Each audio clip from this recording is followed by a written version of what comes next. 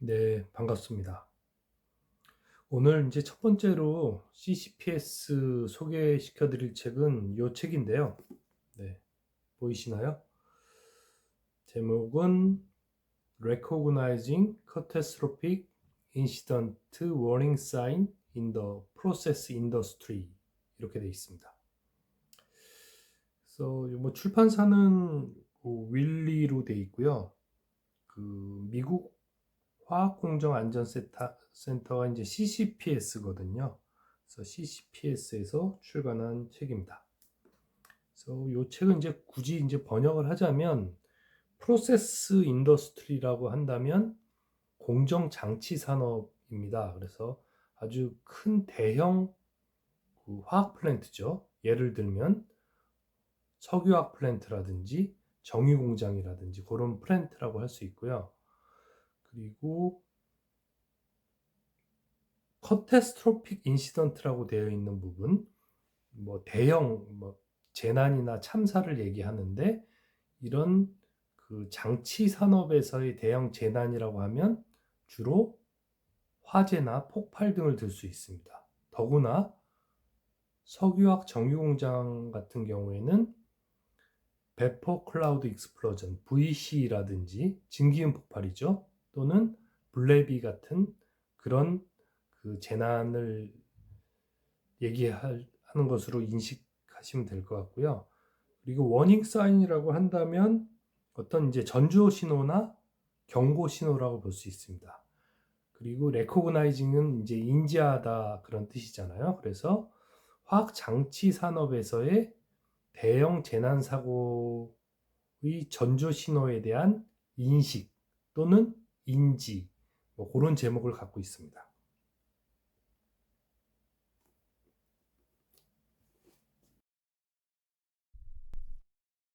네, 책 내용 소개시켜 드리겠습니다.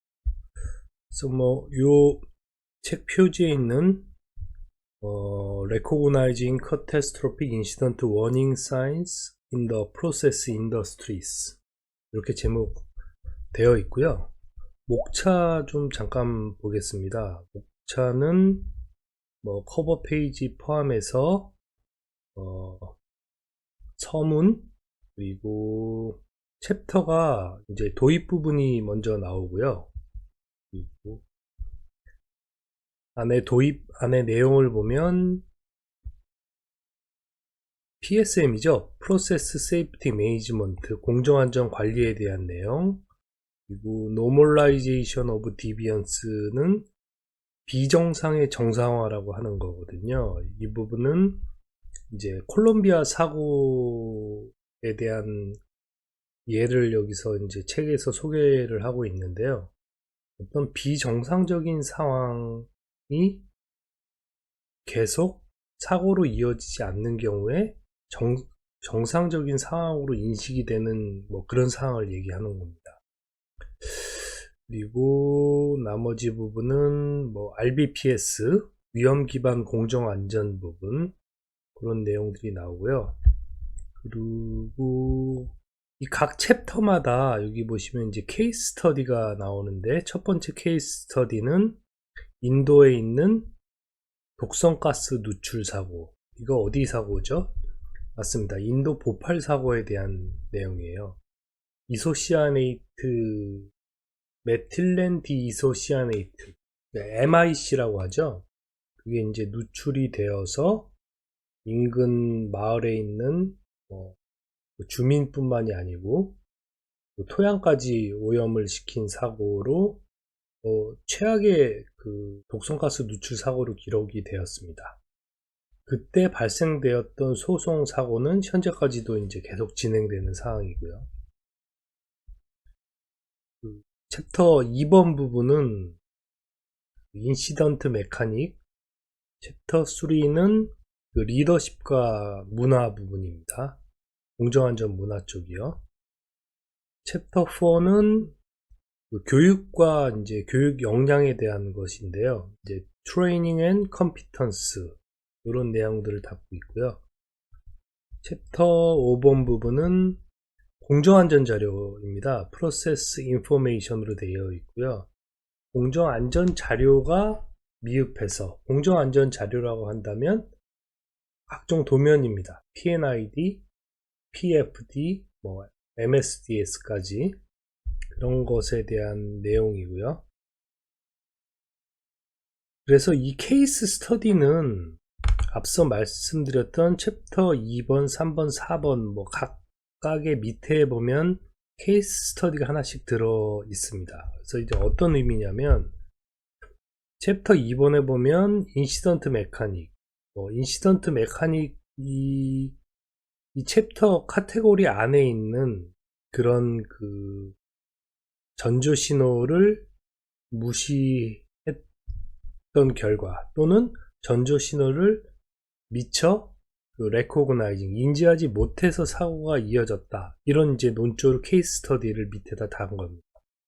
마찬가지로 챕터 3번 부분은 리더십과 공정문화 부분이 미흡해서 사고로 이어진 경우, 그래서 관련 사고는 여기 미국에서 발생됐던 챌린저호 폭발 사고에 대한 내용이고요.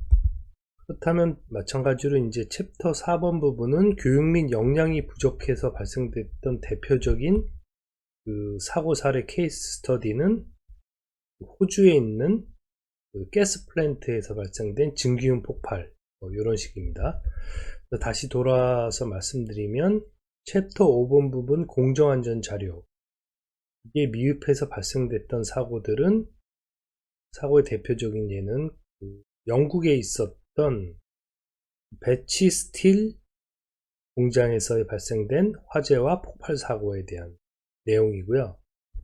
챕터 6번 부분은 이제 절차서에 대한 내용입니다. 절차서가 정확히 구비되어 있지 않은 경우 대형 재난 사고가 발생될 수 있는 전조 신호라고 봤고요.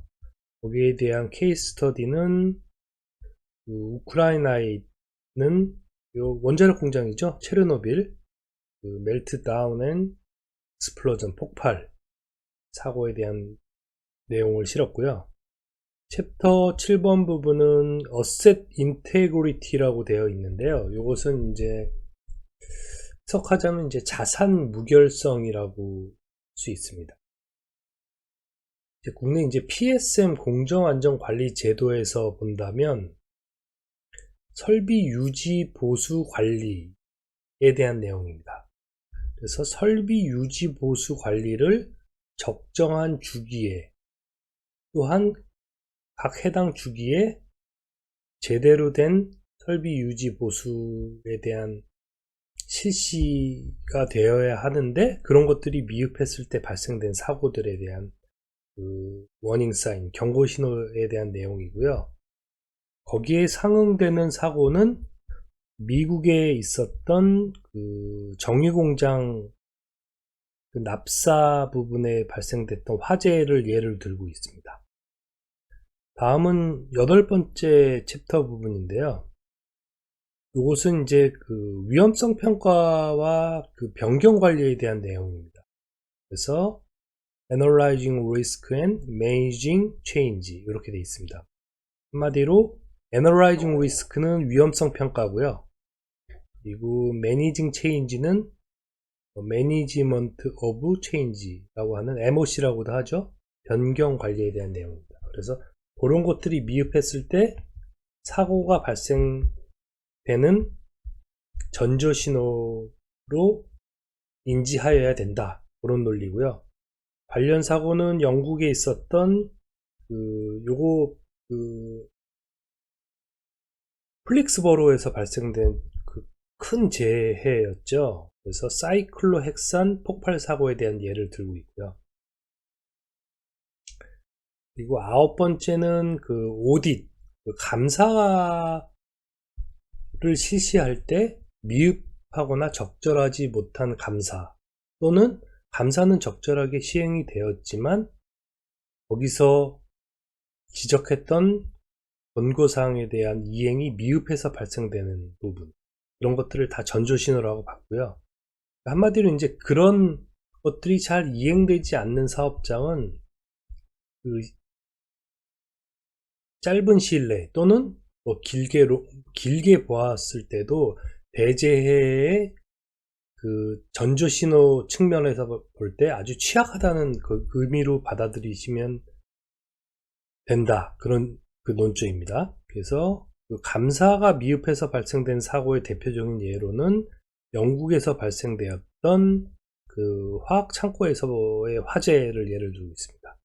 10번째 부분인데요. 이 부분은 그 경험으로부터의 학습입니다. 그래서 원문은 learning from experience로 되어 있는데, 대부분 그 동종의 사고가 과거에도 동일한 원인에 의해서 발생된 사고가 있었는데, 거기에서 이제 그 사고의 재발 방지를 위한 권고사항들이 분명히 도출이 됐었습니다. 그럼에도 불구하고 똑같은 동종의 동일한 원인의 사고들이 계속해서 발생된다는 거죠. 대표적인 것이 예를 들면 그 하드워크, 용접 사고에 의한 사고들은 누차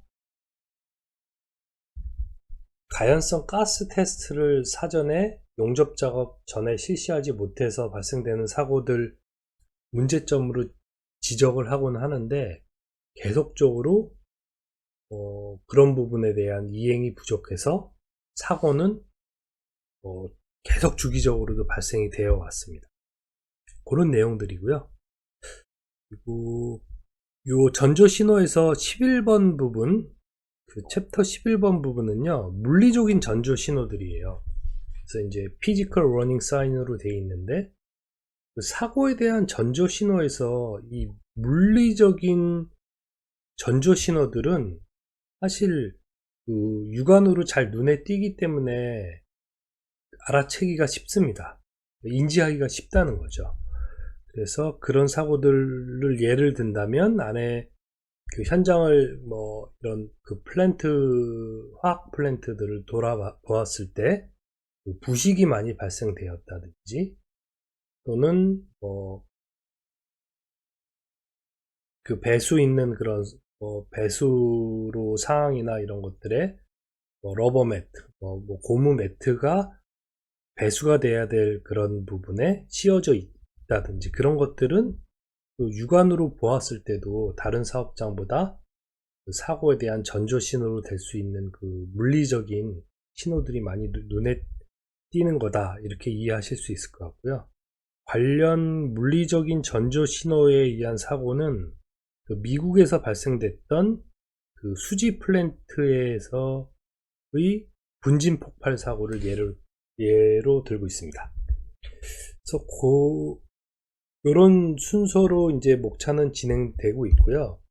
그래서 이런 그 각 챕터에 있는 그 큰 카테고리에 상응하는 전조 신호들을 마지막에 그 인덱스 부분에 모아서 그 전조 신호가 될 수 있는 항목들을 한 120여 가지 항목을 추려서 이제 대재해 전조 신호 항목들이다 해서 체크리스트로 각 플랜트에서 활용할 수 있도록, 또는 외부의 어떤 점검하는 그 오디터들도 활용할 수 있는 셀프 체크리스트 형태로 이제 그 제공을 하고 있어요. 그런 내용이고요. 그 안에 사고에 대한 내용들은 케이스 스터디 일일이 설명드리긴 좀 어려울 것 같아서, 그 이론에 있는 그 주요한 그림 내용들하고, 그 다음에 그 표에 나와 있는 좀 중요한 부분들만 좀 추려서 설명 더 이어나가겠습니다. 네. 이제 그림 중에서 좀 중요한 부분만 좀 말씀을 드릴게요. 이 부분은 안전 피라미드입니다. 요 세이프티 피라미드라고 되어 있는데요. 여기서 이 책에서 얘기하는 그 전조 신호들은 이 안전 피라미드 구성상에서 본다면 이 하부에 있는 요런 그 아차 사고 같은 경우에는 실제 사고로 이어지진 않았지만 사고로 이어질 뻔한 그런 상황이나 뭐 그 행동들이잖아요. 인간이 행동할 수 있는 뭐 과오라든지 휴먼 에러라든지 인간의 실수라든지 그거보다도 더 하부 단계라는 거예요. 그래서 이거를 이제 공정안전 피라미드라고 하는데요. 그래서 이 밑에 부분은 그 불완전한 행동이나 불완전한 상황 또는 뭐 훈련이 미흡하다든지 좀 불충분한 어떤 절차서라든지 도면이라든지 이런 것들이에요. 이것은 상당히 뭐 물리적인 것일 수도 있고 관리적인 부분일 수도 있어요. 그래서 요 밑에 있는 이 하단 부분을 여기서는 대규모 재해, 커테스트로픽 인시던트에 대한 전조신호 또는 경고신호, 워닝 사인이라고 정의를 하고 있어요. 그래서 이 항목들을 관리를 하여야 최종 발생될 수 있는 대규모 사고, 커테스트로픽 인시던트, 이것을 예방할 수 있다. 이렇게 얘기를 하고 있고요. 그렇기 때문에 이 안전 피라미드 상에서 이 맨 하단 부분이 중요하고 관리를 해야 실질적인 결과사고인 사고를 예방할 수 있다. 이런 이론입니다. 이 공정안전 피라미드 부분은요, 그 API RP 754번에도 자세히 내용이 나와 있습니다. 그 754 코드는요, 그 PSPI 코드는 이제 공정안전 그 성과 지표에 대한 것입니다. 안에 내용들은 최종 결과 지표를 후행 지표, 레깅 인디케이터라고 해놓고요. 그 선행 지표, 이 하부 단계죠. 이것은 선행 지표. 영문으로는 리딩 인디케이터라고 이렇게 명명하고 있어요. 나중에 한번 그 API RP 754 코드도 한번 같이 참고해 보시기 바라고요. 또 하나의 이론 부분은 이 부분입니다. 이것은 이제 스위스 치즈 모델입니다. 이 부분. 스위스 치즈 모델은 그 제임스 리즌이 주장하고 나중에 이제 크리스토퍼가 발전시킨 이론인데요. 쉽게 말씀드리면 요 각각의 슬라이스가 이제 치즈라고 볼 수 있어요. 그래서 이게 이제 이벤트 트리 어널리시스처럼 사건수 분석 기법처럼 어떤 유해 위험 요인이 있었을 때 이 오른쪽 순서로 진행을 해서 최종 결과 사고로 이어진다. 그런데 각각의 유해 위험 요인이 최종 결과 사고로 이어지기까지는 요 각각의 슬라이스 치즈는 이 결과 사고까지 이어지지 않게 막을 수 있는 어떤 방호벽 같은 거예요. 그래서 이 슬라이스 치즈의 방어벽이 많으면 많을수록 유해 위험 요인이 결과 사고까지 이어지지 않겠죠. 그리고 또한 그 방어벽 또는 이제 뭐 배리어라고도 합니다. 배리어. 이런 배리어들이 그 전부 다 막혀 있는 것이 아니고 각각에 보면 이렇게 이제 그 구멍이 뚫려 있어요. 홀이 뚫려 있는데 이것을 스위스 치즈 모델에서는 일종의 결함, 디펙트 또는 어떤 사고의 전조 신호들로 볼 수 있다는 거예요. 그래서 각각의 슬라이스마다 여러 개의 결함들이 있는데요. 이 결함들이 평상시에는 닫혀 있다가 그런 것들을 잘 준수하지 못하거나 했을 때 이 결함에 있는 구멍들이 열리면서 오픈되면서 이 유해 위험 요인이 각각의 슬라이스의 결함들이 정말 운이 안 좋게 사고가 발생하면서 동시에 열리면서 쭉 일직선으로 이어지면서 사고로 이어지게 된다. 이게 이제 스위스 치즈 모델에 대한 그 이론이거든요. 그래서 이 각각의 결함을 많이 만들지 않거나 이 결함이 될 수 있는 것들이 일부 그 방어벽들만 막혀도 인시던트, 사고가 결과까지는 이어지지 않고 중간에 중단시킬 수 있다. 그런 이론입니다. 그래서 이 스위스 치즈 모델에 대한 그림을 이제 여기서 소개시켜 주는 이유는요. 이 각각의 이 결함은 결국은 대규모 재해가 발생될 수 있는 사전 전조 신호를 볼 수 있다는 거예요. 이 구멍들이.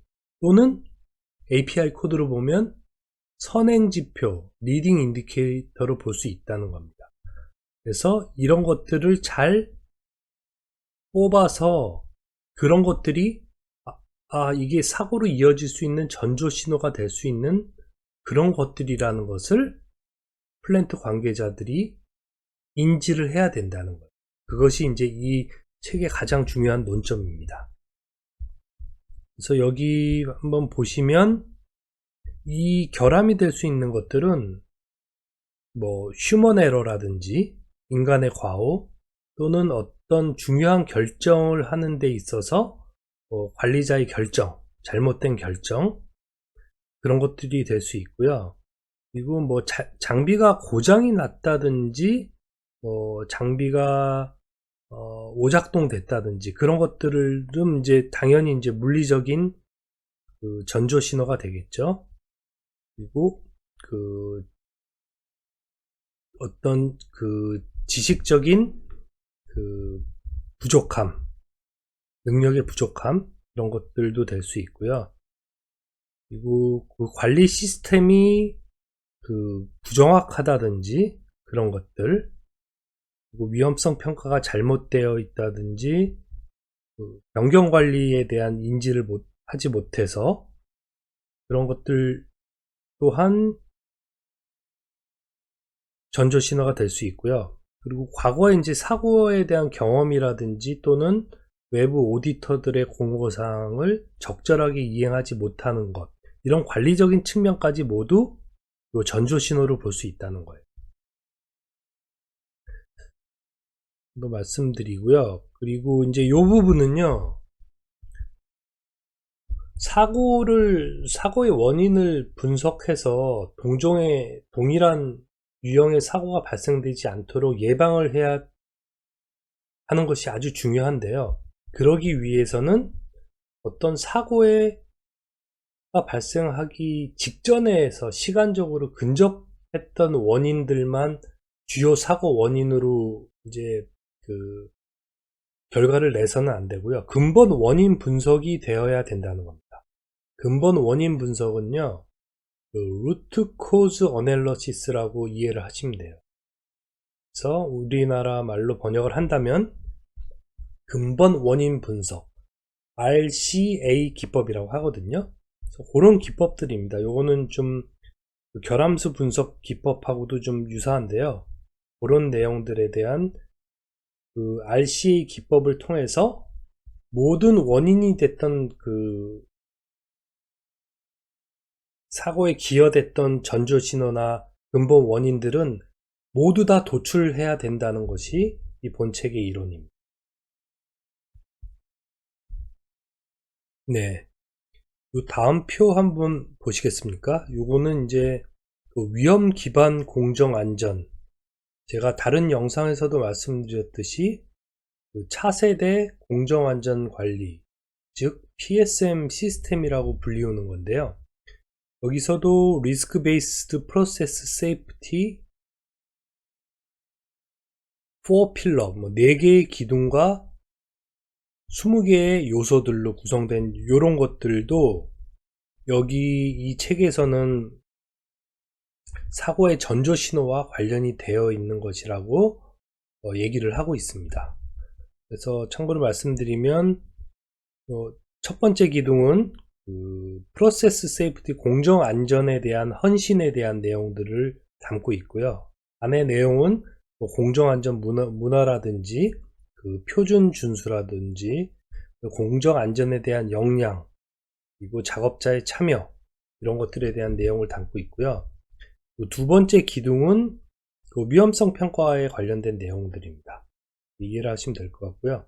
세 번째 기둥은 위험을 어떻게, 위험이라고 하면 뭐 위험성이라고 하는 게 더 좋을 것 같습니다. 리스크를 어떻게 관리하는지에 대한 내용들을 담고 있는데요. 절차서 수행, 그리고 안전작업 실습, 설비를 완전 무결하게 유지 관리하는 부분, 설비 유지 보수와 관련된 것입니다. 예방 점검이라든지 예측 점검 또는 뭐 위험 기반 점검, RBI 이런 것들이요. 변경 관리에 대한 내용도 포함이 되어 있고요. 가동 전 안전 점검, 그리고 비상시에 어떤 식으로 관리를 해야 되는지, 그런 내용들이 세 번째 기둥에 들어 있습니다. RBPS 네 번째 기둥에 대한 것은 경험으로부터의 학습인데요. 앞서 말씀드린 대로 동정 사고가 이후에 계속적으로 동일한 원인이 학습되지 않아서 재발되지 않도록 사고에 대한 조사 시 어떤 식으로 철저히 근본 원인 분석을 해야 되고, 그런 것들이 어떻게 반면 교사 삼아서 이후 사고를 예방하는 데도 기여할 수 있도록 관리하여야 하는지에 대한 내용을 담고 있습니다.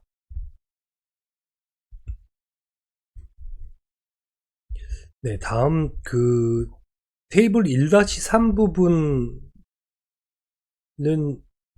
요 내용입니다. 사고의 근본 원인 분석을 해야 한다고 말씀드렸잖아요. 그런데 이제 사고에 대한 전조 신호는 가장 주요한 근본 원인이 되는 전조 신호를 뽑을 수 있겠지만, 여러 가지 사고들은 여러 가지 전조 신호가 중복되어 겹쳐서 사고로 이어진다는 그런 의미입니다. 예를 들면 인도의 보팔 사고 같은 경우에는요, 요거 한번 보실게요. 이 표에 보면 보팔에서 발생된 메틸렌 디이소시아나이트 독성가스 폭발 누출 사고, 최악의 누출 사고였잖아요. 1984년에 발생된 것이었는데, 여기 보시면 기여 요인들이 여러 가지가 있었다는 거예요. 이런 것들이, 자, 여기 보시면 리더십과 문화, 리더십과 문화가 미흡했습니다. 공정 안전 자료가 부실했어요. 이 X표는 이제 결함입니다. 말씀드렸듯이 스위스 치즈 모델에서 각 슬라이스가 방어벽이라고 할 수 있는데, 거기서 생긴 구멍이 일종의 결함으로 작용을 했다고 말씀드렸잖아요. 그래서 공정 안전 자료가 미흡했고요. 자, 위험성 평가가 미흡했습니다. 그리고 변경 관리 또한 미흡했고요. MOC. 그리고 절차서 또한 미흡했어요. 그리고 교육 훈련도 잘 이루어지지 않았어요. 그 당시 유니언 카바이드가 운영을 했었는데, 미국 본사에서는 교육이나 훈련 같은 것들이 철저히 시행되었지만, 인도 보팔에서는 여러 외부 점검자들이 지적을 했음에도 불구하고 이행이 되지 않았었어요. 그리고 사고 조사가 철저히 이루어지지 않았고요. 또한 비상시에 어떻게 대처해야 하는지 철저하게 훈련이 되어 있고 준비가 되어 있었다면 큰 사고로 귀결되는 것은 예방할 수 있었음에도 불구하고 비상 훈련에 대한 준비나 대비책이 마련되지 않았어요. 그래서 이 가로에 있는 X표들 결함 중에 한두 가지라도 잘 이행이 돼서 방호벽으로 작용이 되었다면, 최종 오른쪽의 결과사고인 대형 재난사고, 커테스트로픽 인시던트죠.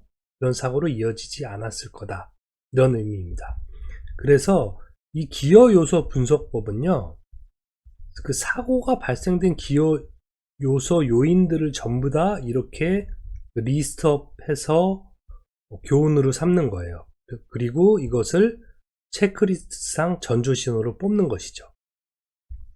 그래서 여기 보시면 그 필립스 66 폭발, 나사 챌린저 사고, 그리고 플랫폼 그 해상에서 발생된 파이퍼 알파 사고, 큰 사고였죠.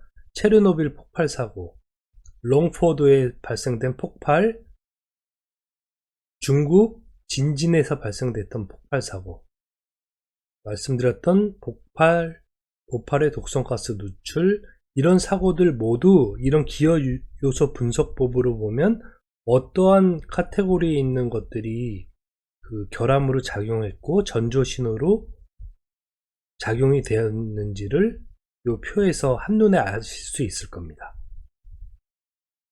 네, 다음 그림은요, 이 빙산에 대한 그림입니다. 요 이제 아이스버그 모델이라고 되어 있습니다.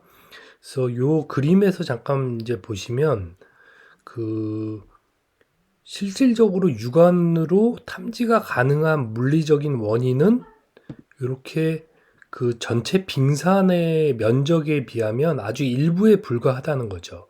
이 수면 밑에 가라앉은 것들이 그 덜 눈에 띄는, 다시 말하자면 그 감지하기가 사실상 조금 어려운, 눈에 잘 띄지 않는 그러한 사고의 원인들이거든요.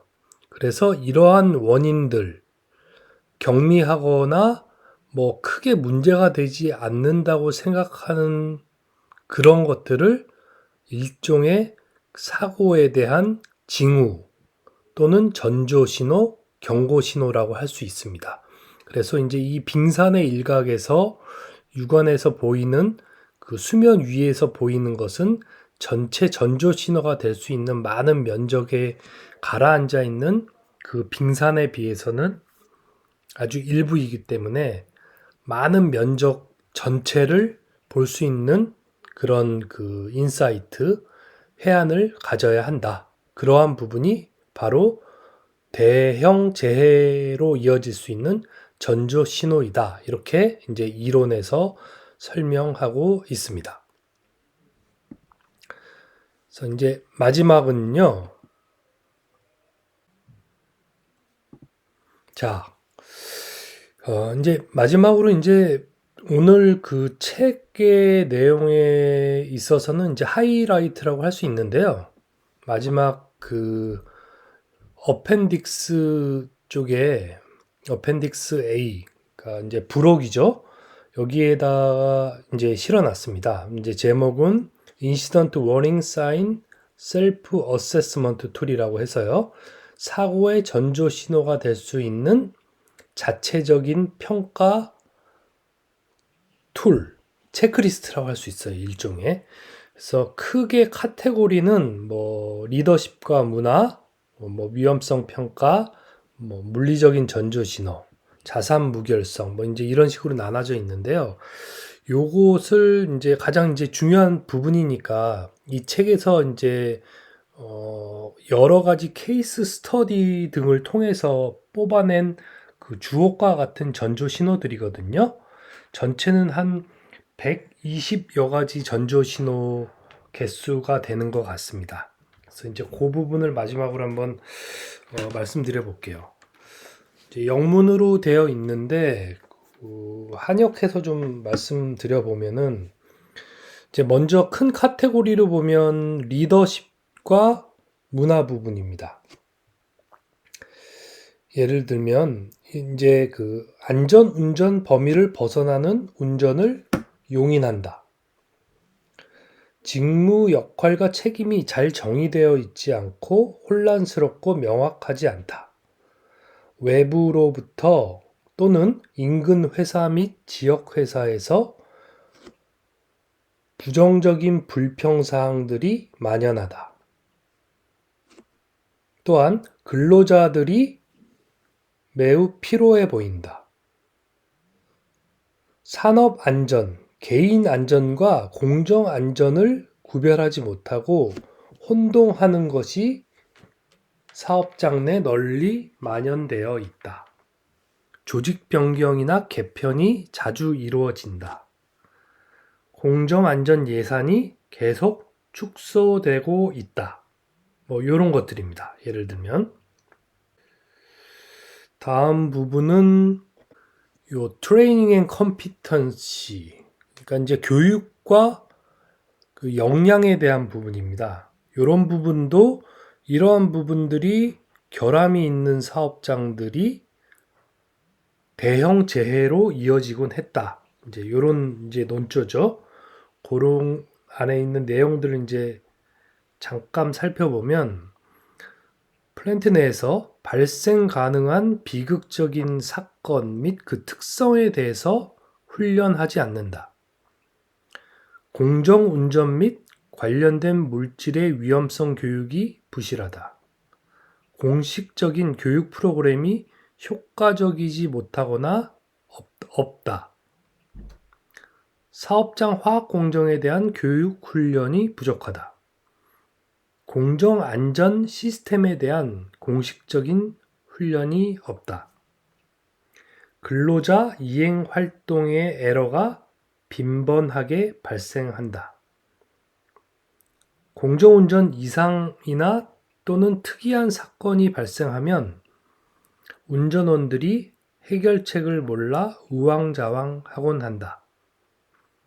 근로자들이 사업장 장치나 운전 절차를 찾아내고 확인하지 못한다. 공정 운전에 있어서 문제나 비정상적인 상황이 자주 발생된다. 교육 시간이 취소되거나 연기된다. 경험이 많은 근로자들이 교육 훈련에서 열애가 되곤 한다. 이런 것들입니다. 다음 전조 신호 카테고리로는요, 공정 안전 자료입니다. 이제 Process Safety Information으로 되어 있는데요. 공정 안전 자료라고 한다면 P&ID라든지 PFD 또는 물질 안전 보건 자료인 MSDS라든지 이런 도면이나 이런 것들이 모두 이제 포괄적으로 포함되는 내용들인데요. 한마디로 이제 그 공정 안전 자료가 최신 것으로 업데이트 되어 있지 않다든지 아니면 공정 안전 자료에 있는 P&ID라든지 이런 도면과 현장 사항이 일치하지 않는 경우, 그런 사업장들은 대부분 시간이 지나면 대형 재해, 폭발이라든지 이런 사고로 이어진 경우가 많았다는 거죠.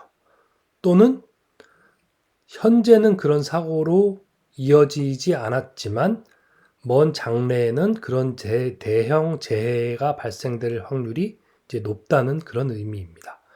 그래서 안에 이제 공정안전 자료는 그렇게 내용을 한번 보시면 될 것 같고요. 그리고 다음은 절차서 내용입니다. 프로시저 내용인데요. 절차서 내용은 내용 한번 보시겠습니다. 운전 절차서에 모든 필요한 공장 장치 설명을 포함하지 않는다. 절차서에 안전 운전 범위를 명시하지 않았다. 운전원이 운전 절차나 절차의 사용법에 익숙하지 못하다. 많은 사건이나 사고들이 자동적인 투입 또는 가동 중지를 유발하곤 했다. 절차를 준수하였는지 확인하고 측정하는 시스템이 없다.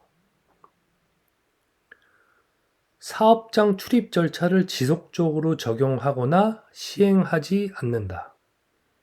교대조간 인수인계 전달이 부족하다.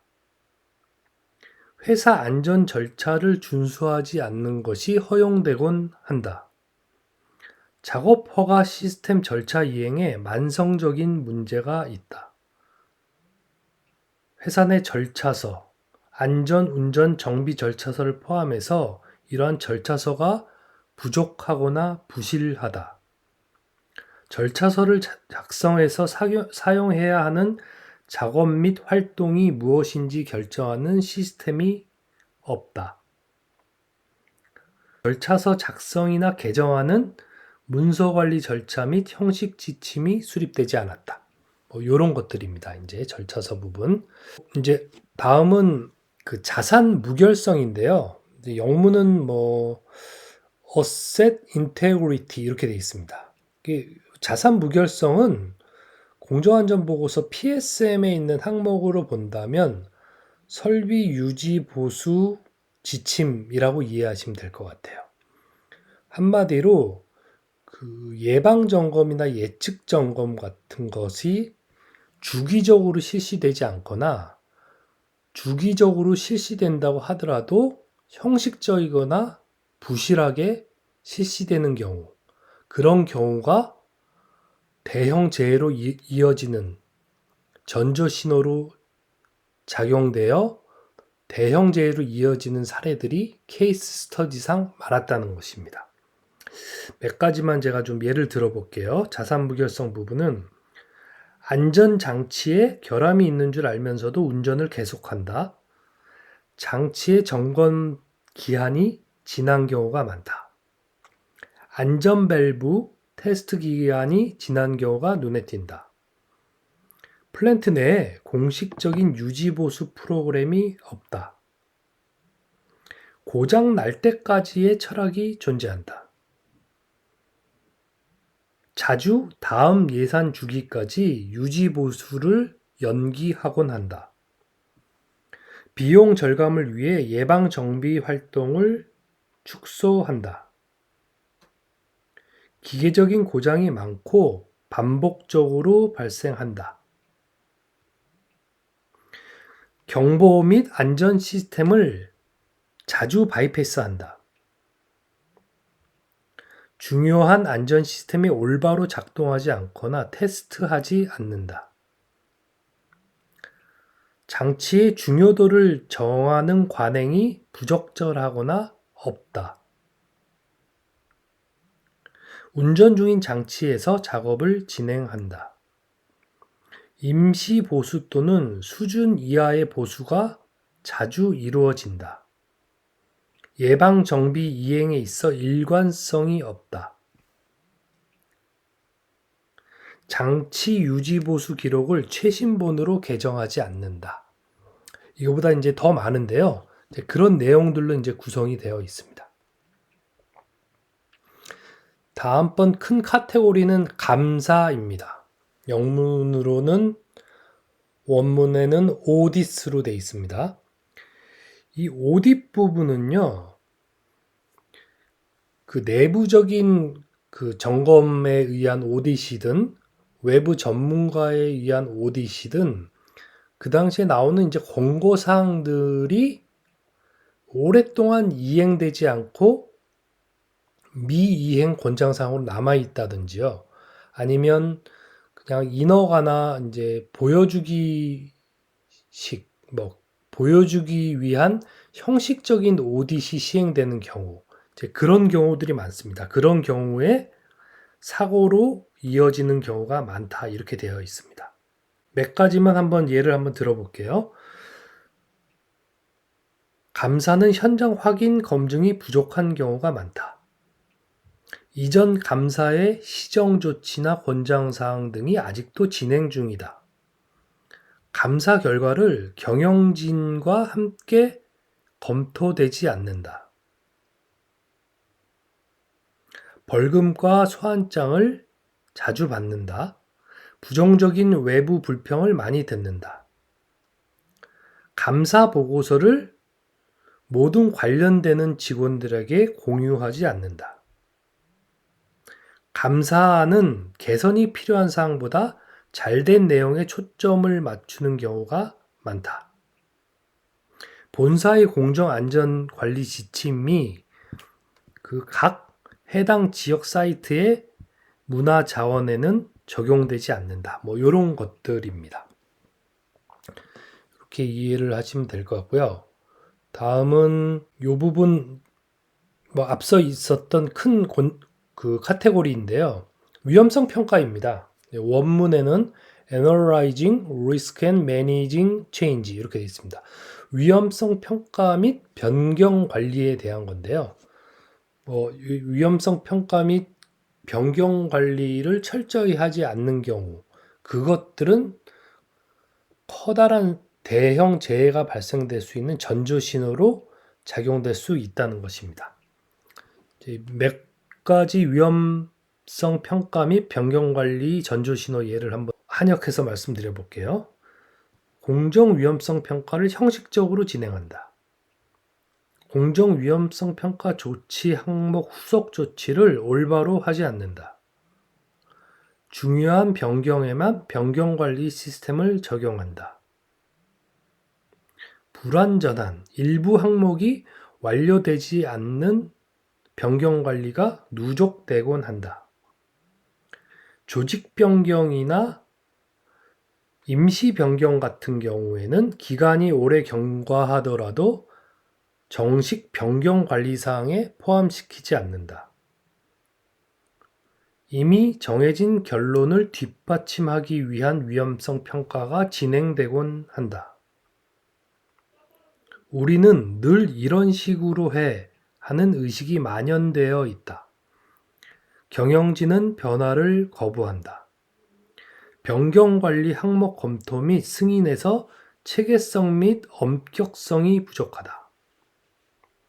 임시 변경이 변경관리 없이 영구 변경으로 된다. 공정위험성 평가에 대한 재검증이 이루어지지 않거나 적절하지 않다. 이런 내용들입니다.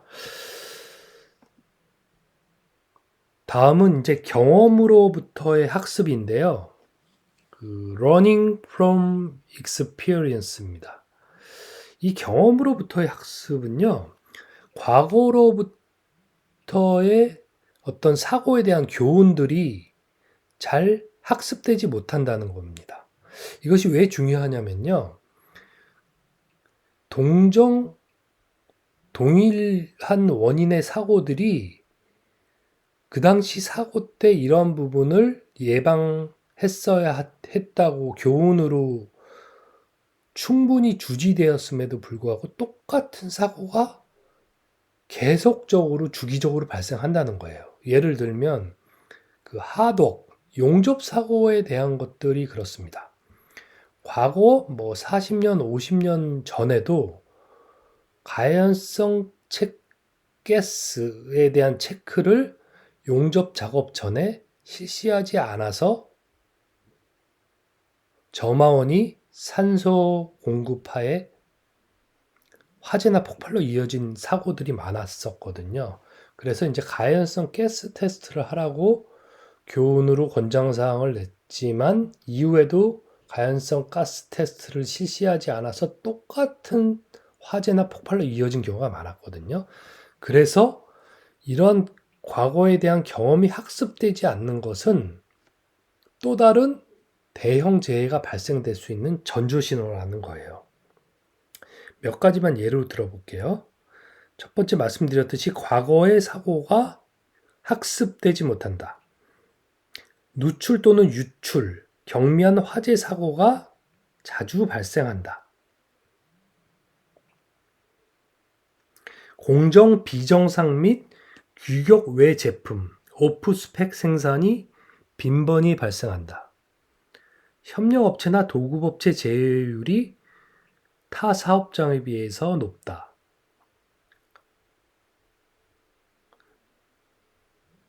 장치 고장이 광범위하고 빈번하다. 아차 사고나 수준 이하 조건은 보고하지 않는다. 형식적인 사고 조사가 부적절한 시정 조치를 가져오곤 한다. 과거 사고 보고서에 사고가 미칠 수 있는 영향들을 경시하는 관습이나 문화가 존재한다. 사고 추세 및 형태가 분명히 보이지만 잘 추적하거나 분석하지 않는다. 안전 시스템이 늘상 자주 작동되곤 한다. 네, 이런 것들입니다. 마지막은요, 피지컬 워닝 사인인데요. 피지컬 워닝 사인이라고 하면 물리적인 전조 신호들입니다. 이 물리적인 전조 신호들은요, 사업장에서 관리적인 전조 신호에 비해서 쉽게 육안으로 눈에 띄기 때문에 발견하기는 쉽습니다. 어떤 것들이냐면요,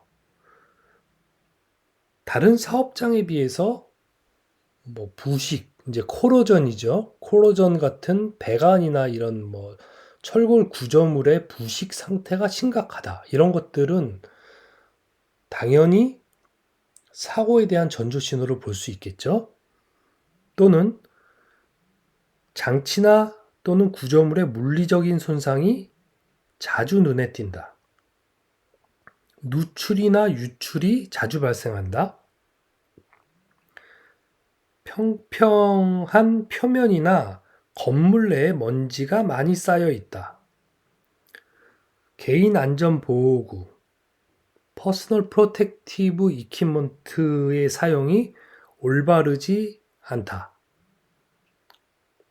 점화원이 개방되고 통제되지 않는다. 안전장치, 장비가 아예 없거나 있더라도 결함이 눈에 띈다. 오수 및 배수 시스템이 막혀 있거나 작동되지 못하도록 되어 있다. 근로자와 관리자가 부실한 정리정돈, 하우스키핑 등을 용인하곤 한다. 전기 패널과 전선 도관이 개방되어 있다. 공정건물 내부 벽과 천장에 결로가 보인다. 장치 부품의 볼트가 느슨하고 불완전하게 고정되거나 체결되어 있다. 이런 것들입니다. 그래서 요 대형 재해, 주로 이제 화학 플랜트에서 화재나 폭발에 대한 전조 신호들, 거기에 대해서 체크해야 될 케이스 스터디를 통해서 도출된 주옥과 같은 사항들에 대해서 마지막에 이제 부록으로 싣고 있습니다. 네. 그래서 여기까지고요. 제가 이제 첫 번째 CCPS 책 시리즈에서 이 책을 제가 가져온 이유는요.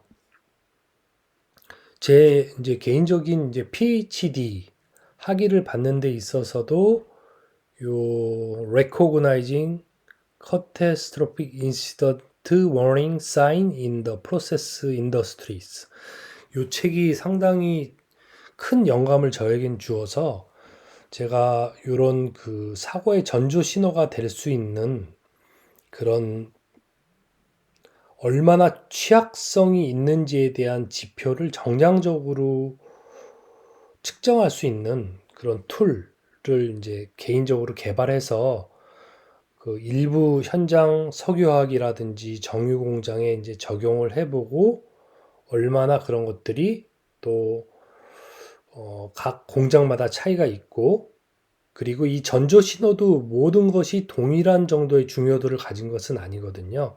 그래서 중요도의 차이를 AHP라고 해서 쌍대 비교법을 관련 전문가를 통해서 이렇게 도출해서 어떤 경량 지표화하는 그런 작업을 진행을 했었거든요.